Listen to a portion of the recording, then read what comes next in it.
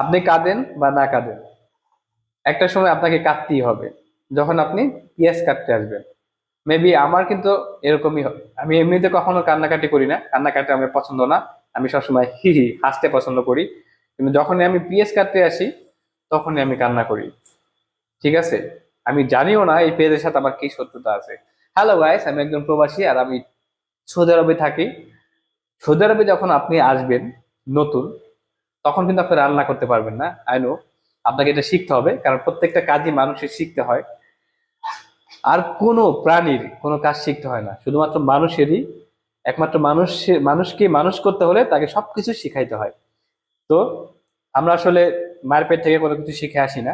আমরা যে কাজটায় যাই ওই কাজটা দেখি, ওই কাজটার সাথে যখন জড়াই তখন ধীরে ধীরে ওই কাজটা আমরা শিখে যাই।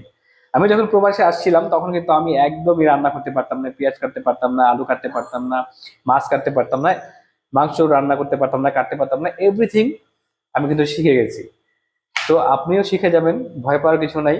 আর যারা প্রবাসে আসেন তারা অবশ্যই একটা স্কিল নিয়ে আসবেন, একটা কাজ শিখে আসবেন। এনিহাও, যেমন আপনি ইলেকট্রিক্যাল শিখতে পারেন, ওয়েল্ডিং শিখতে পারেন, তারপরে আপনি মেকানিক্যাল শিখতে পারেন। তো যে কোনো একটা স্কিল, ঠিক আছে? কারণ আমরা প্রবাসে বর্তমানে প্রবাসের যে অবস্থা, বিশেষ করে সৌদি আরবে আমি থাকি, এখানকার যে অবস্থা, এখানে কিন্তু যারা ফ্রি ভিসে আছেন তারা জানেন, তারা ভিডিওটা দেখলে বুঝতে পারবেন, তাদের কিন্তু একদমই কাজ নেই।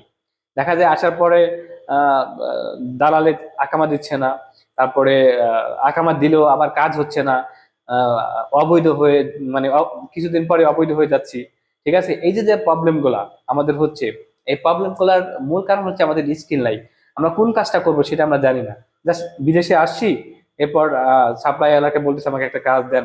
হয়তো সে সাপ্লায়ার বা দালাল আপনাকে বলছে আপনাকে এরকম একটা কাজ দিবে, আর আপনার কাছে মনে হয়েছে আরে বিদেশে গেলে কাজ কোনো না কোনো ভাবে হয়ে যাবে, শিখে যাব। হ্যাঁ, ওইরকম একটা সময় ছিল যে সময় আপনি ওইটা এখন থেকে 10-15 বছর আগে ছিল, যে কোনো মানুষ যদি কাজ না জেনেও এখানে আসতো, তাহলে সে কাজটা শিখে নিতে পারতো। কারণ তখন কোম্পানির এরকম সৌদি আরবে অ্যাভেলেবল প্রবাসী ছিল না। আর কোম্পানিও অনেক বেশি ডিমান্ড দিত, অনেক বেশি লোক তাদের লাগতো। তো ব্যাপার হচ্ছে এখন লোক অনেক বেশি, ডিমান্ড অনেক কম। এজন্য স্কিল খুঁজে, যেমন একটা কোম্পানি কাউকে আর শিখিয়ে নিতে চায় না। মনে করে যে আমার একটা ইলেকট্রিক্যাল দরকার, আমার একটু মেকানিক্যাল দরকার, ওকে, সে অ্যাডভাইস করে দেয় যে আমাকে একটা মেকানিক্যাল দেন, যার 2 বছরের 3 বছরের অভিজ্ঞতা আছে, এক্সপিরিয়েন্স আছে। তো যাই হোক, যারা প্রবাসে আসবেন অবশ্যই স্কিল নিয়ে আসবেন, একটা কাজ শিখে আসবেন। কারণ আপনার যোগ্যতা কিন্তু আপনাকে উপরে উঠাবে। ঠিক আছে?